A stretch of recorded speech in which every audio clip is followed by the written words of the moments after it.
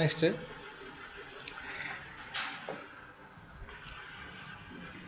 Units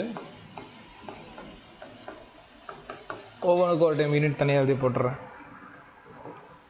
தீட்டானா என்னது? Plain angle, but இனிமேல் angular displacement. இதோட யூனிட் அப்படின்னு பார்த்தோன்னா ரேடியன், அது மட்டும் யூஸ் பண்ணிக்கோ. அடுத்து வந்து பார்த்தீங்கன்னா நம்ம இதோட யூனிட் வந்து ரேடியன் யூனிட். நெக்ஸ்ட் வந்து omega, angular velocity or instantaneous velocity எதுவாக இருந்தாலும் சரி, ஃபார்முலா என்ன ஒமேகாவுக்கு? Angular displacement divided by time taken. சொல்லி ஏன் சொன்னதுன்னா வரும், angular displacement divided by time taken. தீட்டாக்கு என்னது? ரேடியன். அப்போ டைமுக்கு செகண்ட். அப்போது ஒமேகாவோட unit radian by second. Sir dimension formula ரேடியனுக்கு டைமென்ஷன் கிடையாது, அதை விட்டுட்டு செகண்டுக்கு வந்து டைமென்ஷன் இருக்குது டி. அப்போ மேலே போனால் டி டு த பவர் -1. அதாவது ஆங்குலர் வெலாசிட்டி ஒமேகாக்கு dimension formula T to the power -1. T to the power என்னது? -1 அப்படிங்கிறது இதோட டைமென்ஷன் ஃபார்முலா. இதுக்கு டைமென்ஷன் ஃபார்முலா கிடையாது. இது நல்லா ஞாபகம் வச்சுக்கோங்க. ரைட். இதோடவே இதெல்லாம் யூனிட், அவ்வளோதான். இது 2 தான் நடத்தணும். இதில் வந்து பார்த்தீங்கன்னா இதை கரெக்டாக யூஸ் பண்ணணும். எப்படி சார் யூஸ் பண்ணணும் அப்படின்னு கேட்டோன்னா, லிசன், இது எப்படி புரிஞ்சுக்கிறது? For example omega which is equal to formula வந்து பார்த்தீங்கன்னா angular displacement divided by time taken. Angular displacement divided by time taken. இதை எப்படி நான் புரிஞ்சுக்கிட்டோம் அப்படின்னு கேட்டேன்னா, லிசன், புரிஞ்சுக்கிறதுக்காக சொல்கிறேன். இது ஒரு சர்க்கிள். இதில் வந்து இந்த இடத்துல பஸ் இருக்குதுன்னு வச்சுக்கலாம். இதை ஆரம்பித்து ட்ராவல் பண்ணி கிட்டத்தட்ட 180 டிகிரிக்கு வந்துருச்சு. எவ்வளோ? 180 டிகிரிக்கு வந்துருச்சு. இதுக்கு அது எடுத்துக்கிட்ட டைம் என்ன சார்? இதுக்கு அது எடுத்துக்கிட்ட டைம் என்ன சார்னா 2 hours. ஓகேவா? இதை வந்து பார்த்தீங்கன்னா செகண்டில் மாற்றிக்கலாம், ஒன்றும் பெரிய பிரச்சனைலாம் கிடையாது. செகண்டில் மாற்றணும்னா 2 × 1 மணி நேரத்தில் 60 நிமிஷம் இருக்குது, 1 நிமிஷத்தில் 60 செகண்ட் இருக்குது. அவ்வளோதான். இப்படி போட்டால் செகண்ட் கிடச்சிரும். அது ஒரு 3600 இன்ட்டு இது ஒரு 2, ஒரு 2 பேலன்ஸ் 1, 72,000 செகண்ட். சரியா? அப்போ 72,000 செகண்டை தாண்டி இது எங்கே வருது? இந்த இடத்துக்கு வந்திருக்கு. 180 டிகிரி எடுத்திருக்கு. இது போடுறதுக்கு omega which is equal to 180 டிகிரியை 72,000 செகண்டில் கடந்து வந்துருச்சு அப்படிங்கிறத அர்த்தம். ஆனால் இப்படி போட்டால் கரெக்டாக இருக்குமானா, யூனிட் பாரு, ரேடியன் பை செகண்ட். யூனிட் என்ன? Radian by second. அப்போ இந்த இடத்துல டிகிரின்னு சொல்கிறதுக்கு பதிலாக இதை ரேடியனாக மாற்று. பை தானே, எப்படி ரேடியன் மாற்றும் முன்னாடி லட்சம் சொல்லி கொடுத்துட்டேன். அப்போ வந்து பார்த்தீங்கன்னா 180 டிகிரிங்கிறது ஒரு பை. அப்போ பை டிவைட் பை 7200 அப்படி செகண்ட் அப்படிங்கிறதா இதுக்கான அர்த்தம்.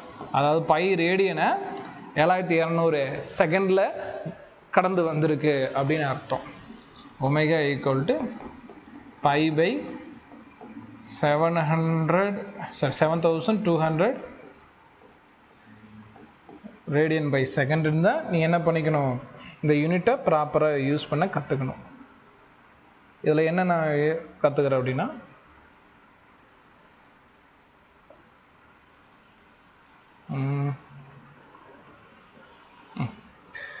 இதில் வந்து பார்த்தீங்கன்னா செகண்ட் வந்துச்சுன்னா அந்த இடத்துல என்ன யூஸ் பண்ணுற? ரேடியனை யூஸ் பண்ணு. கொஷின் பேப்பரில் டிகிரி இருந்தாலும் ஓகே.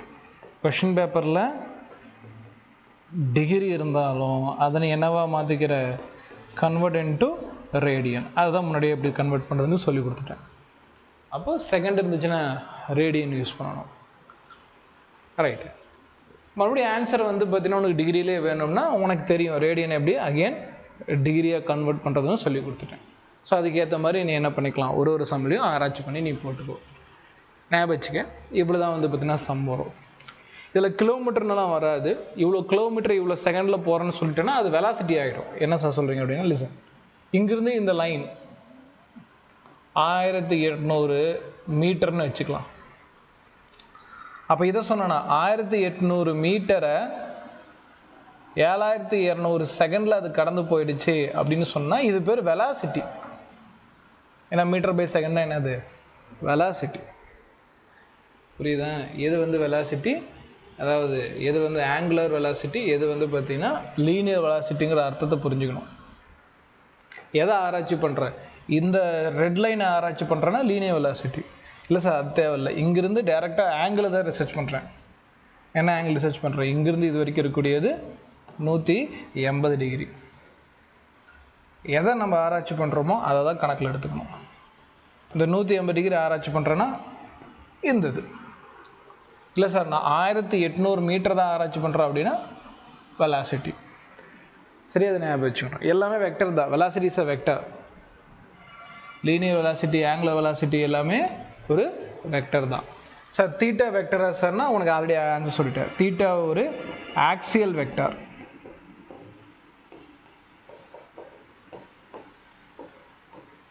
கோண திசையம். எப்படி சார் நீங்கள் சொல்கிறீங்க அப்படின்னு கேட்டேன்னா, இது எப்படி ரைட் ஹேண்ட் ரூல் யூஸ் பண்ணி எப்படி எந்த டைரக்ஷன் அப்படின்னு கண்டுபிடிக்க முடியும்னு சொல்லிட்டேன். அப்போ நான் இதை கண்டுபிடிக்க முடியும், இதோட டைரக்ஷன் கண்டுபிடிக்க முடியும் அப்படின்னா இது கண்டிப்பாக என்னவாக தான் இருக்கும்? இது ஒரு வெக்டர் குவான்டிட்டியாக தான் இருக்கும். நோட் பண்ணிக்கோ. இதில் யார் யார் சார் வெக்டர் அப்படின்னா எல்லாருமே வெக்டர் தான். இன்னொரு ஸ்லைடில் எழுதி போட்டுட்டா. தீட்டா ஒரு வெக்டர், ஆங்குலர் வெலாசிட்டி ஒரு வெக்டர். அவ்வளோதான், ரெண்டு நடத்தியிருக்கேன். டைம் நீ எந்த கணக்கில் எடுத்துக்கூடாது. வெலாசிட்டி அது நார்மலாகவே வெக்டர் தான்.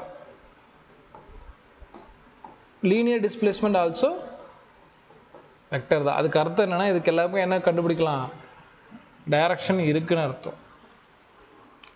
டைரக்ஷன் இல்லாமனாலும் போட முடியுமானா கண்டிப்பாக அப்படியும் போட முடியும். அப்படி போட்டோன்னா அதுக்கு மாடுலஸ் எடுத்து போட்டுக்கலாம். ஸ்கேலார் டு வெக்டர் எப்படி கன்வெர்ட் பண்ணணும்னு சொல்லி கொடுத்துருக்கேன். ஓகே, எல்லாத்துக்குமே ஸ்கொயர் எடுத்து ஆட் பண்ணி ரூட் பண்ணலாம்.